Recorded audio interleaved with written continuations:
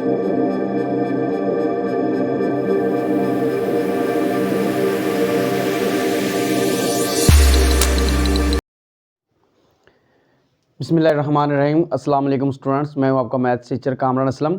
आज हम 10th class के chapter number 6 to 13 some important MCQs हैं।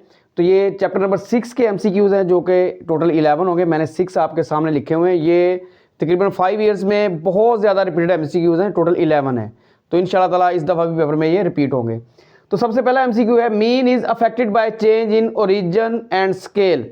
अब ये स्टेटमेंट यही है, इसके दो आंसर है। बाद में वो ओरिजिन दे देता है और बाद में वो ऑप्शन में स्केल देता है और ओरिजिन नहीं देता। कभी ओरिजिन देता है और स्केल नहीं देता।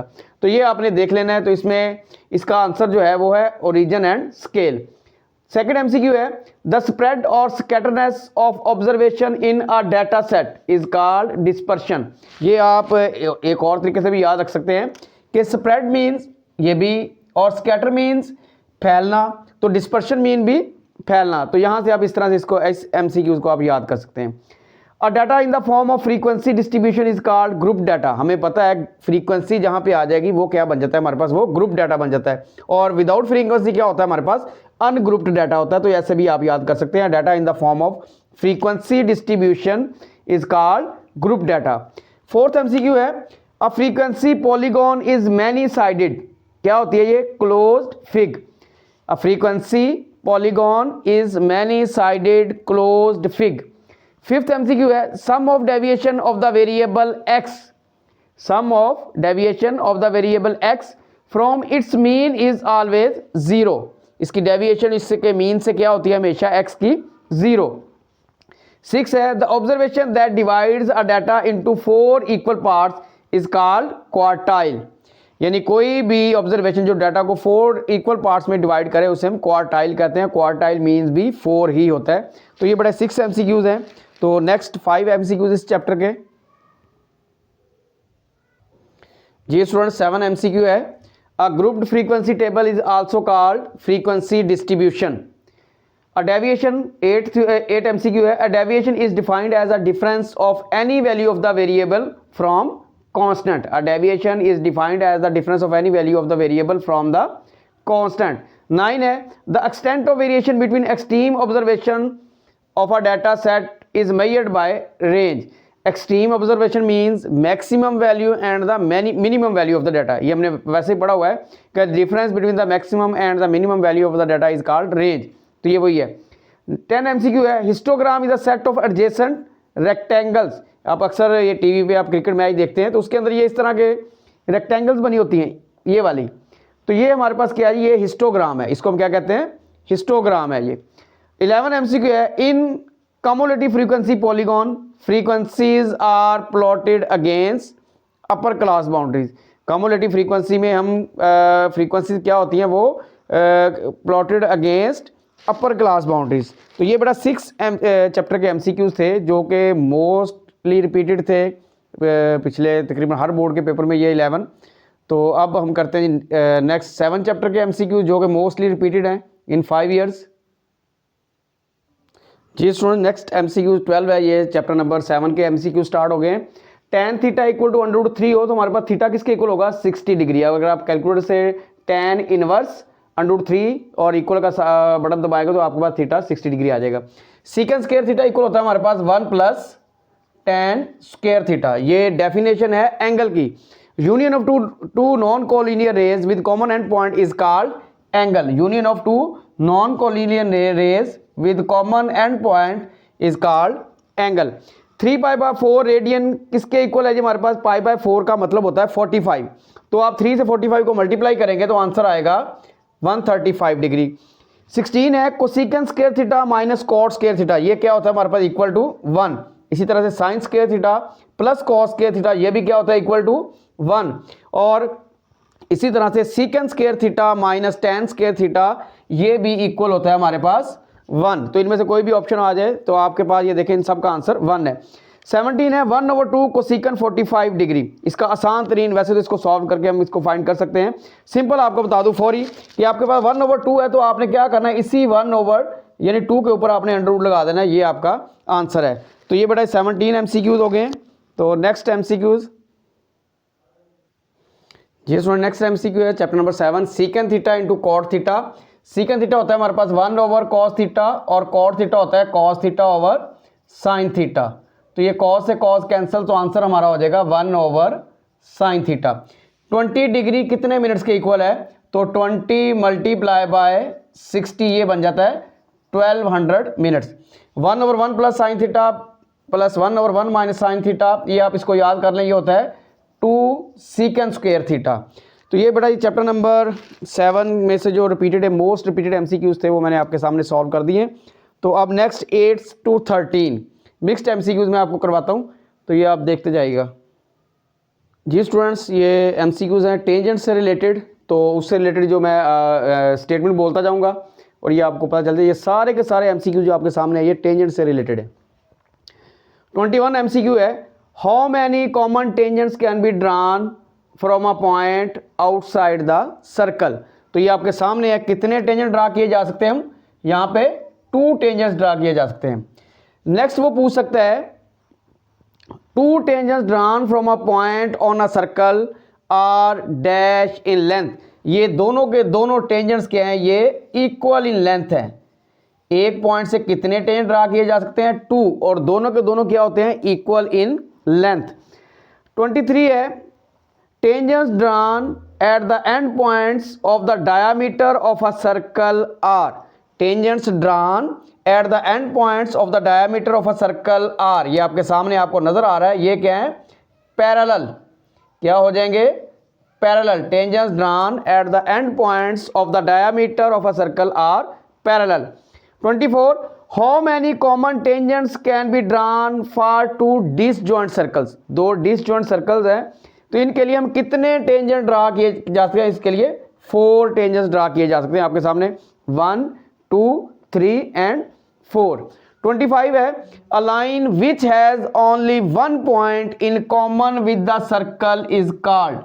A line which has only 1 point in common with the circle is called tangent. क्या कह देते हैं उसको हम? टेंजेंट। फिर उसको पूछ सकता है वो a tangent line has only dash point in common with the circle, यानी टेंजेंट के सर्कल के साथ कितने पॉइंट्स कॉमन है? 1। तो ये जिस तरह भी पूछे a line which has only 1 point in common with the circle is called tangent. Tangent line has only 1 point common with the circle. Next है a line which has 2 points in common with the circle is called a line। 26 MCQ a line which has 2 points in common with the circle is called secant। a line दूसरा पूछ सकता है a line intersecting a circle। a line intersecting a circle is called secant। a line intersecting a circle is called secant. तो इस तरह से भी पूछ सकते हैं।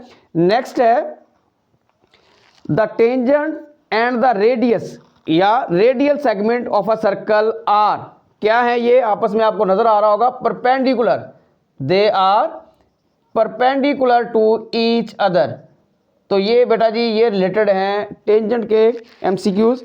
तो ये आपके सामने मैंने स्टेटमेंट नहीं फिग के जरिए आपको समझाया है। 21 एमसीक्यू दोबारा सुन ले आप कि किसी पॉइंट से 2 एमसीक्यू 2 टेंजेंट हम ड्रा कर सकते हैं और दोनों के दोनों क्या होते हैं? आपस में इक्वल होते हैं। किसी सर्कल के एंड डायामीटर के एंड पॉइंट पे जो टेंजेंट ड्रा किए जाते हैं 23 एमसीक्यू है, किसी भी सर्कल के डायामीटर के एंड पॉइंट पे जो टेंजेंट ड्रा किए जाते हैं वो पैरेलल होते हैं। और डिसजॉइंट सर्कल्स के लिए हम कितने टेंजेंट ड्रा कर सकते हैं? 4। और जो लाइन सर्कल को सिर्फ एक पॉइंट पे टच करे वो टेंजेंट है। टेंजेंट सर्कल को सिर्फ एक पॉइंट पे ही टच करता है। 26 है जो लाइन सर्कल को 2 पॉइंट्स पे कट करे उसे हम क्या कहते हैं? सीकेंट कहते हैं। और सीकेंट लाइन जो होती है ये सर्कल को इंटरसेक्ट करती है।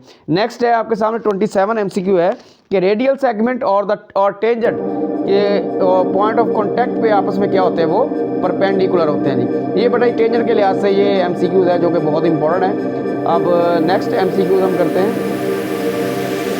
जिसमें नेक्स्ट एमसीक्यू 28 एमसीक्यू है हमारे पास। Angle inscribed in a semi circle is π/2। Angle inscribed in a semi circle is π/2। तो ये 2 MCQs मैंने इकट्ठे लिख दिए हैं, बच्चे अक्सर कंफ्यूज हो जाते हैं यहाँ पे। The semi circumference and the diameter of a circle both subtend the central angle 180 degree. इनमें आंसर्स में भी बड़ा डिफरेंस है, वो रेडियन में दिया होगा और ये डिग्री में दिया होगा। π/2 ये दिया होगा, π/2, π/3, π/4, तो ये दिया होगा 90, 180, 270, 360। तो ये आपको बड़ा इजीली पता चल जाएगा, ये क्या हो जाएगा 180 degree. A complete circle is divided into 360 degree. The circumference of a circle is called, ये डेफिनेशन थी सर्कमफेरेंस की, उल्टा लिख दिया। The circumference of a circle is called boundary, उसे हम क्या कह देंगे, बाउंड्री। हमने पढ़ी थी definition, the length of the boundary of the circle is called circumference. तो यहाँ पे एक फिक्रा आपका लोकस से स्टार्ट होगा। जैसे ही आप शुरू में लोकस का लफ्ज देखें तो फौरी आप वहां पे सर्कल पे टिक कर दें, इसका आंसर क्या होगा, सर्कल। तो ये बेटा 32 MCQs हो गए। चलते हैं नेक्स्ट MCQs की तरफ। जी स्टूडेंट 33 MCQs है। अब ये इसमें एक्सटर्नल एंगल के बारे में पूछता होता है, कभी हेक्सागोन के पूछ लेता है, कभी ऑक्टागोन के पूछ लेता है। तो बड़ा आसान सा इसका हल है। तो 2 पाई, हेक्सागोन की टोटल 6 साइड है, तो आपने 2 पाई को 6 से डिवाइड कर देना है, तो आपका आंसर आ जाएगा जी π/3। इसी तरह से वो ऑक्टागोन के बारे में पूछे अगर कि इसके एक्सटर्नल एंगल कितने का होगा, तो आपने 2 पाई को 8 से डिवाइड कर देना है, तो आप इसको जब कैंसिल करेंगे तो एंगल आपके पास बन जाएगा π/4। ये बेटा जी 35 और 36 MCQ जो है ये 11 चैप्टर का है। इसमें ये 2 MCQs हैं जिसमें आपको याद रखना पड़ेगा। बाकी इस चैप्टर के जितने भी MCQs हैं उसके अंदर ही आंसर होगा। उसमें जो अक्सर आता है जी, आप 4 centimetre long chord subtend the central angle of, तो आपने देखा उसमें 4 आया तो आंसर भी उसका 4। एंगल 40 डिग्री आया उसमें एंगल, तो उसका आंसर भी 40 डिग्री। कांगुरेंट आया लफ्ज, उसके अंदर आंसर भी कांगुरेंट। इनकांगुरेंट आया तो उसका आंसर भी इनकांगुरेंट। यानी 11 चैप्टर के इन 2 MCQs के अलावा बाकी जितने भी MCQs हैं उनका आंसर उसके अंदर ही है। तो आप वहीं से कांगुरेंट हो कांगुरेंट, इनकांगुरेंट हो तो इनकांगुरेंट, 4 है तो 4, 40 है तो 40। ये देखें, the length of the chord and the radial segment of a circle are congruent. The central angle made by the chord is 60 degree. अगर वो कांगुरेंट है, लेंथ ऑफ द कॉर्ड और रेडियल सेगमेंट, तो एंगल कितने का बनाएगा, cord 60 degree का। अब इसी को if chord of a circle subtend a central angle of 60 degree then the length of the chord and the radial segment are congruent। तो ये बेटा जी 2 MCQs हैं सिर्फ चैप्टर नंबर 11 में से जो आपको याद करने पड़ेंगे, और बाकी जितने भी उसके MCQs होंगे उसके अंदर ही आंसर होगा। तो ये बेटा जी MCQs हमारे 6 to 13 कंप्लीट हो गए हैं। मैंने सिर्फ 2 MCQs आपको चैप्टर नंबर 5 के बताने हैं जो कि बड़े इंपॉर्टेंट है, वो रह गए थे, तो वो भी मैं आपके सामने लिख देता हूँ और इसके बाद मैं अपना लेक्चर एंड कर दूंगा। जी स्टूडेंट 2 MCQs रह गए थे हमारे। ये A union B union C। अब ये देखें यूनियन है दोनों में, तो आपने क्या करना है, सिंपल ये वाली ब्रैकेट जो अगले 2 सेट्स पे आपने इसको शिफ्ट कर देना है, A union B union C। अब ये देखें यहाँ पे यूनियन है और इंटरसेक्शन है। इसमें जिस तरह हम किसी नंबर को वेरिएबल से मल्टीप्लाई करते हो तो बिल्कुल इसी तरह से A यूनियन B क्या लिखेंगे, A यूनियन B, और उसके बाद ये इंटरसेक्शन का साइन आ जाएगा और आ जाएगा A यूनियन C। ये ऑप्शन आपका आंसर होगा। तो ये बेटा ये 2 वीडियोस हैं मेरी, एक इससे पहले की वीडियो है, वो पहले 1st चैप्टर से लेकर 5 चैप्टर तक है। अगर आप ये कर लेंगे तो इंशाल्लाह ताला 15 मार्क्स के आपके MCQ सॉल्व हो जाएंगे। ओके बेटा जी, अल्लाह हाफिज़।